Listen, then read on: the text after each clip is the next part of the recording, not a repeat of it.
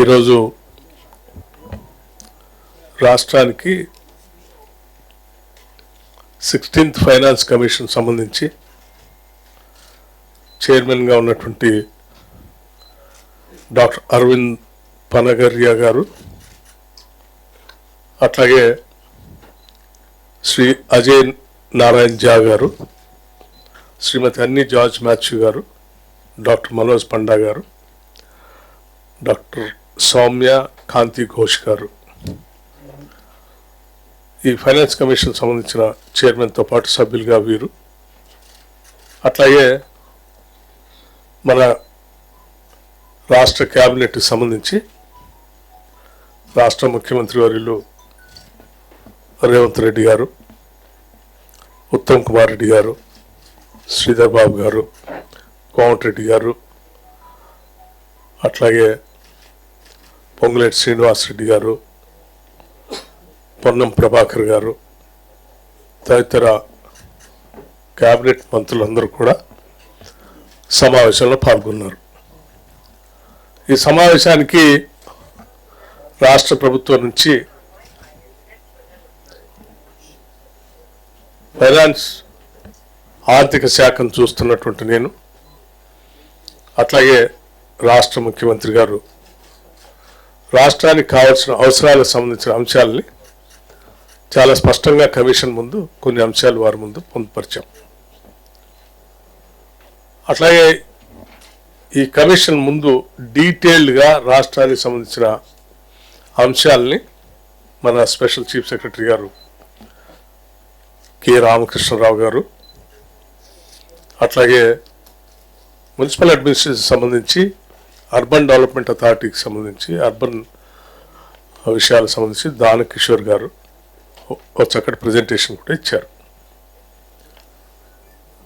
మన chief secretary శాంతి కుమారి గారు రాష్ట్ర అవసరాలు రీత్యా వారు కమిషన్ దృష్టికి తీసుకురావాల్సిన అంశాలని వారికి ధన్యవాదాలు చెప్పే కాకుండా రాబోయే రోజుల్లో రాష్ట్ర అవసరాల గురించి వారి ముందు కొన్ని అంశాలు ఉంచడం కూడా జరిగింది.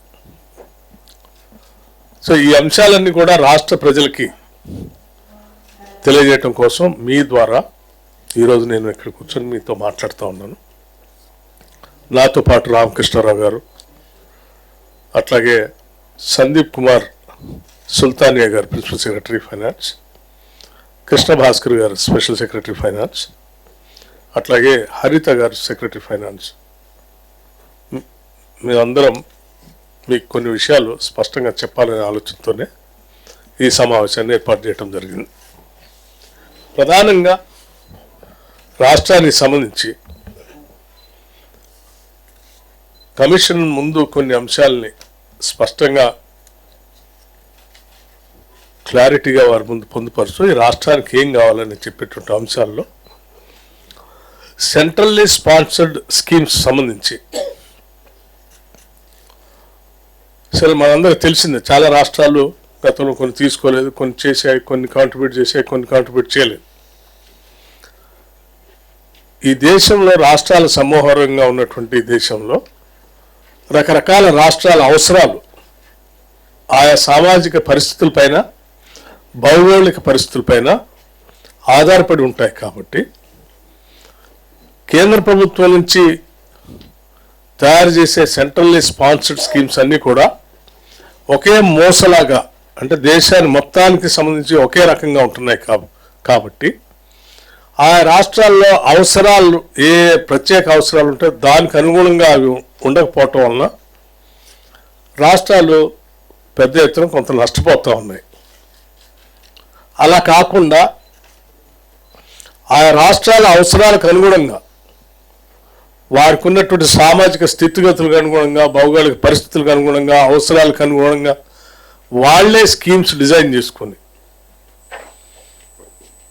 ఆ రాష్ట్రాలకు సూట్ అయ్యేటువంటి స్కీమ్స్ డిజైన్ చేసి కేంద్రానికి ప్రపోజల్ సబ్మిట్ చేస్తే ఆ సెంట్రల్లీ స్పాన్సర్డ్ స్కీమ్స్లో ఏ రకంగా అయితే మీరు 60-40 రేషియోలో నిధులు సమకూరుస్తారో, 60% కేంద్రం, 40% రాష్ట్రం నుంచి సమకూర్చి ఆ స్కీమ్స్ని ఇంప్లిమెంట్ చేస్తాము. ఆ రకంగా వాటిని అమలు చేస్తే ప్రతి రాష్ట్రానికి వారి వారి అవసరాలకు అనుగుణంగా స్కీమ్స్ డిజైన్ చేసుకోవడానికి అవసరం ఉంటుంది. నిధులు అర్థవంతంగా ఖర్చు పెట్టడానికి కూడా అవకాశం ఉంటుంది. దాన్ని పరిగణలో తీసుకోవాలని చెప్పి, ఇది మా రాష్ట్ర సమస్య ఒకటే కాదు, దేశంలో ఉన్న అన్ని రాష్ట్రాల సమస్య అని చెప్పి వారు స్పష్టంగా చెప్పడం జరిగింది. అట్లాగే తెలంగాణ రాష్ట్రానికి సంబంధించి ఆర్థిక పరిస్థితులు కూడా, ఈ రాష్ట్రానికి సంబంధించి ధనిక రాష్ట్రంతో ఉన్నటువంటి రాష్ట్రంలో గత 10 ఏళ్లు పాలన చేసినటువంటి ప్రభుత్వాలు విపరీతమైనటువంటి అప్పులు చేసి ఆ అప్పులు భారం పెరిగిపోయి ఈరోజు అది ఏ స్థాయికి వెళ్ళింది అంటే, ప్రతి నెల రాష్ట్ర ప్రభుత్వం ఇచ్చేటువంటి జీతాలు 5,000 కోట్ల రూపాయలు ఉంటే అప్పులు వడ్డీలు కట్టేటువంటి డబ్బులు జీతాలు కట్టేటువంటి డబ్బుల కంటే ఎక్కువగా ఉంటున్నాయి. 5,200 కోట్ల రూపాయలు ప్రతి నెల ఈ అప్పులు ఆ ప్రిన్సిపల్ అమౌంట్ కట్టడానికి అయిపోతా ఉన్నాయి. దీని ప్రధాన కారణం విపరీతంగా తీసుకొచ్చినటువంటి అప్పులు. ఆ అప్పులు కూడా ఎక్కువ రేట్ ఆఫ్ ఇంట్రెస్ట్ తెచ్చిన అప్పులు కూడా కావటం. కేంద్ర ప్రభుత్వ వారితో మేము ఫైనాన్స్ కమిషన్ దృష్టి తీసుకొచ్చింది ఏంటంటే, సరే ఇప్పుడు ఆ తీసుకొచ్చిన అప్పుల్ని ఆనాడు వాళ్ళు తెచ్చి ఖర్చు పెట్టిపోయారు. అప్పులు 10 ఏళ్ల తర్వాత కట్టాల్సిన కండిషన్తో తెచ్చిన అప్పులు ఇప్పుడు మేము అధికారం రాగానే ఆ అప్పులు కట్టే బాధ్యత మా మీద పడింది. ఆ కట్టే భారం రాష్ట్ర అభివృద్ధి అవసరాలకి తీర్చడానికి ఏమాత్రం వెసులుబాటు కాకుండా అప్పులు కట్టడానికి ధనవంతం అయిపోతా ఉంది. అందుకోసమని కొంత వెసులుబాటు కలిగించు అని, అంటే రీస్ట్రక్చరింగ్ చేయమని అడిగాం. తీసుకున్న అప్పులకి 11.5% rate of interest, 10.5% rate of interest, ఇలా విపరీతమైనటువంటి రేట్ ఆఫ్ ఇంట్రెస్ట్తో ఉన్నటువంటి అప్పుల్ని తగ్గిస్తూ కమర్షియల్ బ్యాంక్స్లో కానీ మిగతా బ్యాంక్స్లో కానీ మళ్ళీ రుణాలు ఇచ్చి వీటిని రీస్ట్రక్చర్ చేసేటట్టుగా చేస్తే కొంత భారం రాష్ట్ర ప్రభుత్వం మీద తగ్గుతుంది. కాబట్టి ఈ అప్పులు రీస్ట్రక్చరింగ్ చేయడానికి మీరు రికమెండ్ చేయవలసిందిగా కూడా వారిని కోరాం. అట్లాగే ఇంకా ఇన్ఈక్వాలిటీస్, ఈ ఫైనాన్స్ కమిషన్ వాళ్ళు సరే రాష్ట్రాలు కేంద్ర ప్రభుత్వం నుంచి ఇచ్చేటువంటి నిధులకు సంబంధించి రికమెండేషన్ చేసే ప్రక్రియలో భాగంగా మేము రాష్ట్ర ప్రభుత్వం నుంచి ఏం కోరామంటే, వాటిని కేంద్రం నుంచి ఇచ్చేటువంటి నిధుల్లో, రాష్ట్రాలకు ఇచ్చే నిధుల్లో ఇప్పుడున్నటువంటి 41% కాకుండా 50%,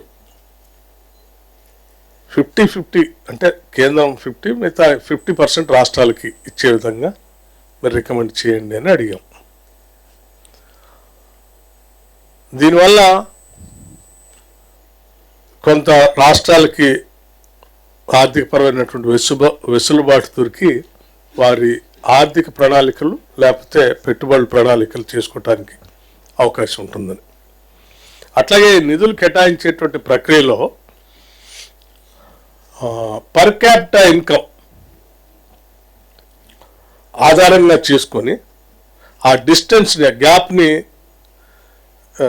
లెక్క కడుతూ ఆ గ్యాప్ నుంచి ఎంత దూరంగా ఏ రాష్ట్రాలు ఉన్నాయో ఆ రాష్ట్రాలకు ఎక్కువగా ఇచ్చుకునేటువంటి ప్రక్రియ ఈ విధానంలో ఉంది.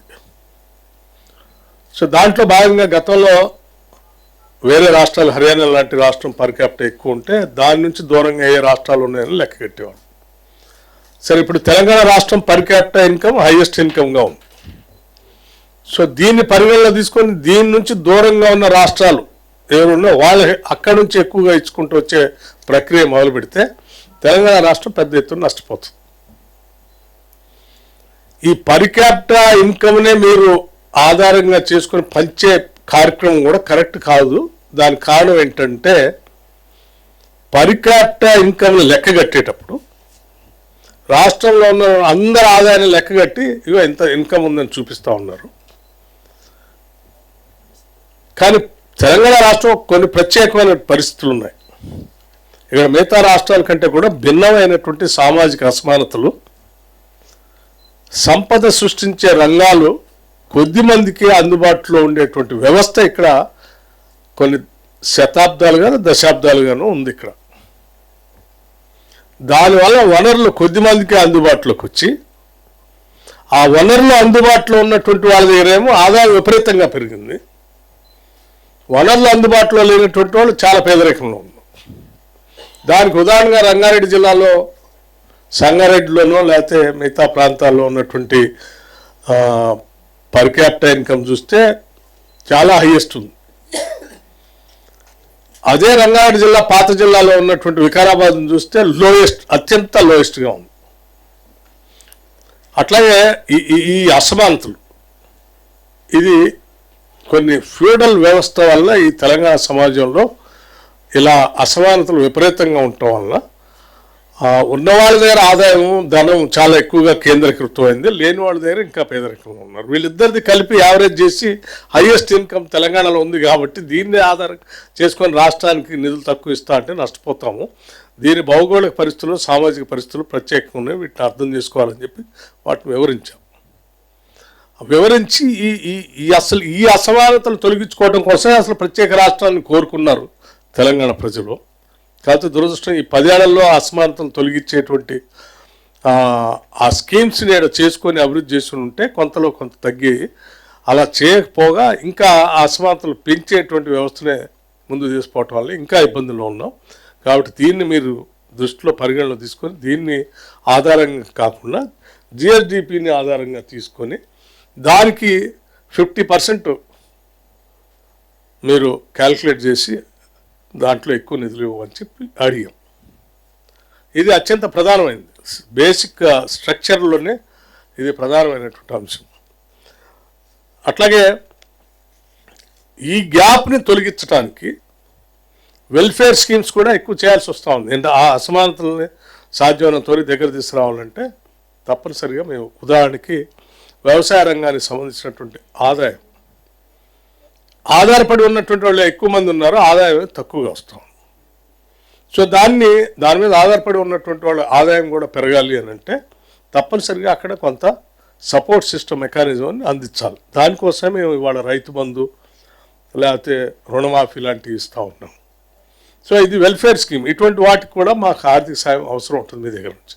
ఇది ఫ్రీ బీజ్గా మీరు పరిగణలో తీసుకోవద్దని చెప్పాం.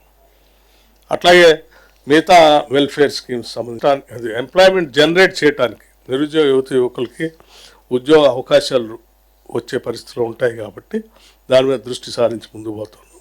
వీటిని కూడా మీరు కొంత సహకారం అందించాలని అడిగాం. అట్లాగే హైదరాబాద్ నగరానికి సంబంధించి Musi river reservation, RRR regional ring road, Hyderabad సంబంధించి ఇన్ఫ్రాస్ట్రక్చర్, ఇతరత్ర ఒక 4th సిటీని కూడా డెవలప్ చేస్తూ ఉన్నాం. ఆర్టిఫిషియల్ ఇంటెలిజెన్స్ సంబంధించినటువంటి వ్యవస్థను పెద్ద ఎత్తున అక్కడ ఏర్పాటు చేయబోతున్నాం. స్పోర్ట్స్ యూనివర్సిటీ పెట్టబోతా ఉన్నాం. ఇవన్నీ అర్బన్ గ్రోత్ ద్వారా ఎంప్లాయ్మెంట్ జనరేషన్ పెరిగి ప్రజలకి జీవన స్థితిగతులు కూడా మెరుగుపడతాయి. తెలంగాణ రాష్ట్రంలో అర్బనైజేషన్ ఫాస్ట్గా పెరుగుతూ ఉంది. ఈ అర్బనైజేషన్ పెరుగుతున్న ప్రక్రియలో కొంత మీ సహాయ సహకారాలు కావాలని అడిగాం. హెల్త్ అండ్ న్యూట్రిషన్ సంబంధించి కూడా ప్రత్యేకమైన దృష్టి సారించి కొన్ని స్కీమ్స్ తీసుకొని ముందుకు పోతూ ఉన్నాం. వాటికి కూడా ఇవ్వాలని నిధులు కేటాయించాలని కోరాం. మహిళా సంఘాలకు సంబంధించి గ్రామీణ ప్రాంతాల్లో ఆర్థిక వ్యవస్థను మెరుగుపరచాలి అని అంటే ఆర్థికపరమైనటువంటి వ్యవస్థ మహిళల చేతుల్లో ఉంటే బాగా అభివృద్ధి చెందుతాయి. కుటుంబ వ్యవస్థ, గ్రామం, సమాజం. దానికోసం సంవత్సరానికి ఒక 20,000 కోట్లు వడ్డీ లేని రుణాలని ఇవ్వాలని రాష్ట్ర ప్రభుత్వం నిర్ణయం తీసుకుంది. 1,00,000 కోట్లు 5 సంవత్సరాల్లో టార్గెట్గా పెట్టుకొని ముందుకెళ్తా ఉన్నాం. దానికి కూడా ఇవ్వాలని. అట్లాగే దేశంలో ఎక్కడా లేనటువంటి విధంగా మొట్టమొదటిసారి రాష్ట్రంలో హెల్త్ డిజిటల్ కార్డ్స్ని ప్రతి సిటిజన్ది హెల్త్ ప్రొఫైల్ అందులో పొందుపరిచేటట్టుగా అందరికీ హెల్త్ డిజిటల్ కార్డ్స్ ఇచ్చే కార్యక్రమాన్ని కూడా ఆరోగ్యపరంగా ముందు తీసుకొని పోతా ఉన్నాం. ఇది ఒక రెవల్యూషనరీ స్టెప్. ఈ రెవల్యూషనరీ స్టెప్కి తప్పనిసరిగా కేంద్ర ప్రభుత్వం ఫైనాన్స్ కమిషన్ వాళ్ళు సహకరించాలని, హౌసింగ్ ఇతర వెల్ఫేర్ యాక్టివిటీస్ అన్నిటి కూడా మీ మద్దతు కావాలని వారిని సంపూర్ణంగా ఉన్న ఆధారాలతో సహా లెక్కలతో సహా అన్నీ స్పష్టంగా ఇవ్వడం జరిగింది. ఇవన్నీ ఇచ్చిన తర్వాత ఫైనాన్స్ కమిషన్ సంబంధించినటువంటి సభ్యులు మాట్లాడుతూ ఈ రాష్ట్ర ప్రభుత్వం ఇచ్చినటువంటి ప్రజెంటేషన్ చాలా తృప్తికరంగా, సాంకేతికంగా సంఖ్యలతో సహా చాలా స్పష్టంగా వివరించారు అని చెప్పి ఈ ప్రజెంటేషన్ ఇచ్చినటువంటి ఫైనాన్స్ స్పెషల్ చీఫ్ సెక్రటరీని, అట్లాగే municipal urban development principal secretary ఇద్దరిని కూడా వారు అభినందించారు. రాష్ట్ర ప్రభుత్వం వారు ముందు పెట్టినటువంటి అన్ని అంశాలను కూడా తప్పనిసరిగా సాధ్యమైనంత వరకు మేము పరిగణన తీసుకొని సహకరిస్తామని కూడా చెప్పారు. సో ఈ విషయాలన్నీ కూడా మీకు కూడా తెలియజెప్పి మీ ద్వారా రాష్ట్ర ప్రజలకు కూడా కొంత అవేర్నెస్ తీసుకుని వస్తే బాగుంటుందని ఉద్దేశంతో ఇక్కడ కార్యక్రమం ఏర్పాటు చేశాం. ఇంకా నేను చెప్పిన ఈ అంశాలతో పాటు ఇంకా చాలా అంశాలు ఉన్నాయి ప్రజెంటేషన్ ఇచ్చిన దాంట్లో. వాటికి సంబంధించిన సవివరంతో కూడినటువంటి నోట్ కూడా మీ అందరికీ సర్క్యులేట్ చేయబడుతుంది. థ్యాంక్ యూ, ధన్యవాదాలు.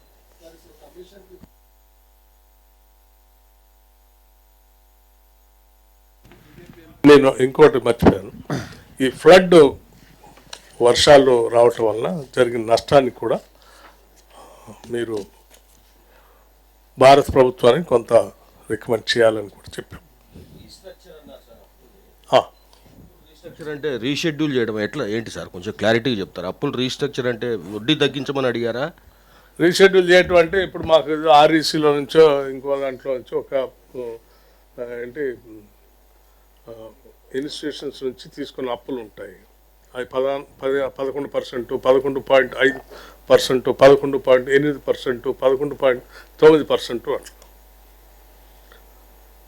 ఇటువంటి ఇన్స్టిట్యూషన్స్ దగ్గర తీసుకున్న ఆ అప్పు ఆ వడ్డీ లెక్కేస్తూ ప్రతి నెల కట్టాలంటే తడిసిమోపిడి అవుతూ ఉంటారు. లెస్ రేట్ ఆఫ్ ఇంట్రెస్ట్ ఇంకేదైనా వేరే ఇన్స్టిట్యూషన్లో డబ్బులు ఇప్పిస్తే ఆ డబ్బులు ముందు ఇలా కట్టేసి దాన్ని మూసేసి దీన్ని ముందుకు పోతాం. ఇప్పుడు అట్లాగే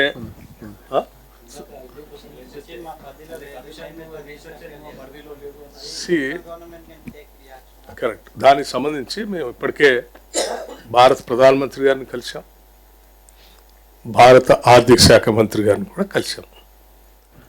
నేను ముఖ్యమంత్రి గారు ఇద్దరం రాతపూర్వకంగా వారికి దరఖాస్తు కూడా ఇచ్చాం.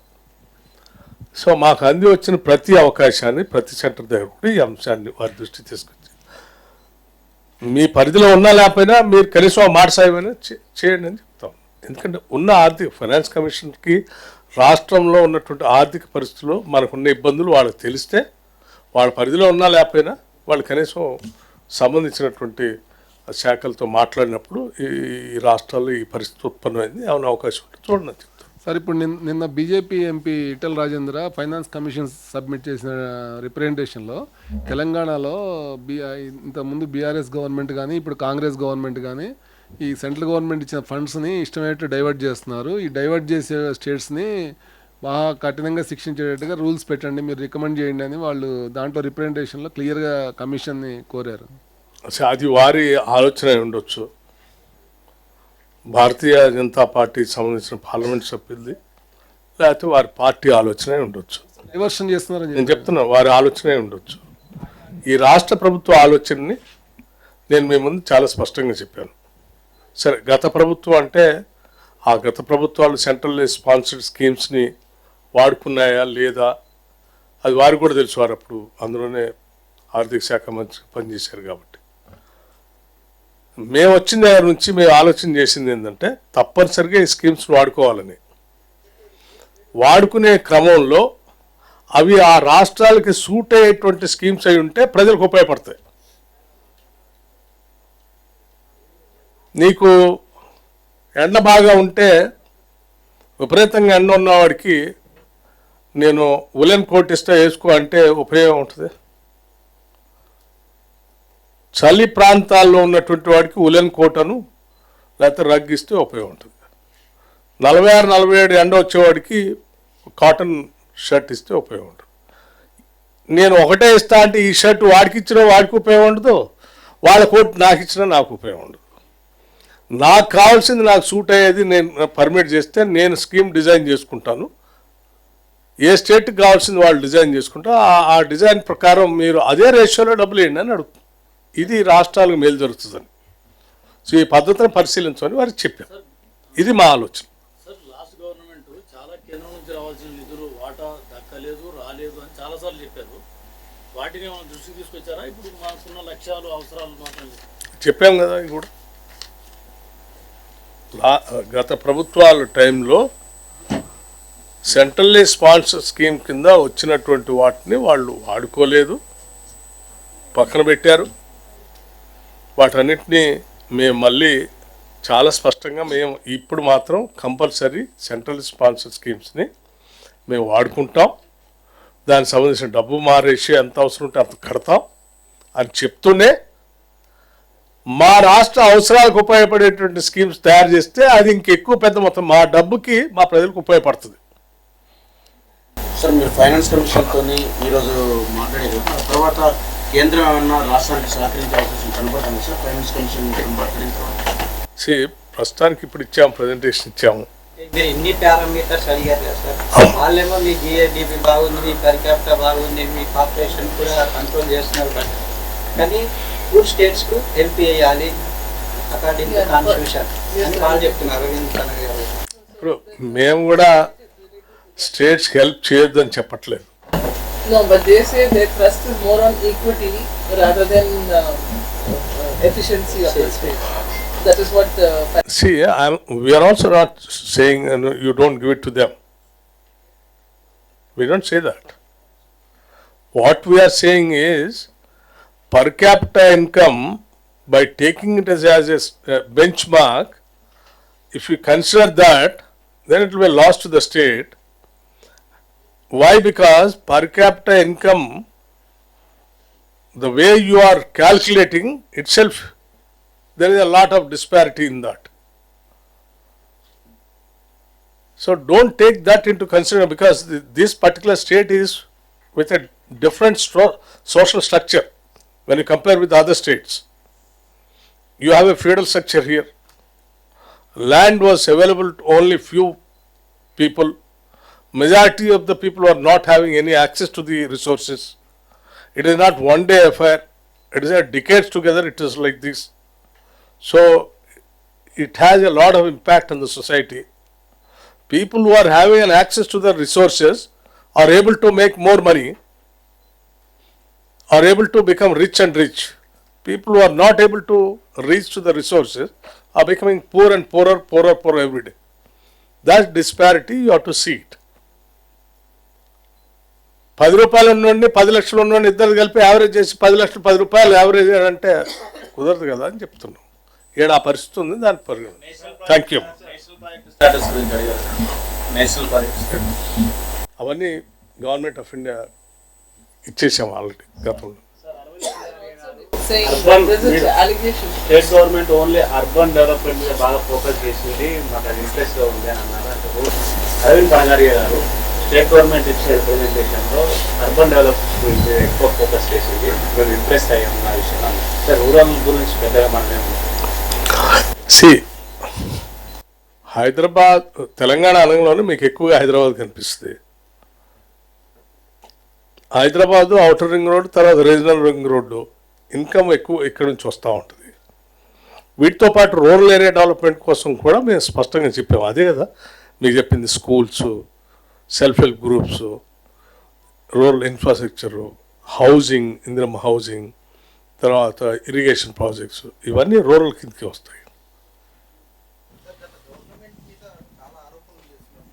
ఎవరు ఇప్పుడు నేను చెప్పినవన్నీ కూడా I think you might have followed it. నేను చెప్పినవన్నీ కూడా ఈ రాష్ట్రానికి ఇప్పుడు రేపొద్దున ఏం కావాలో అవి చెప్పాను. So the challenge that the state should also have fiscal federalism for distributing funds to local bodies which they are not doing.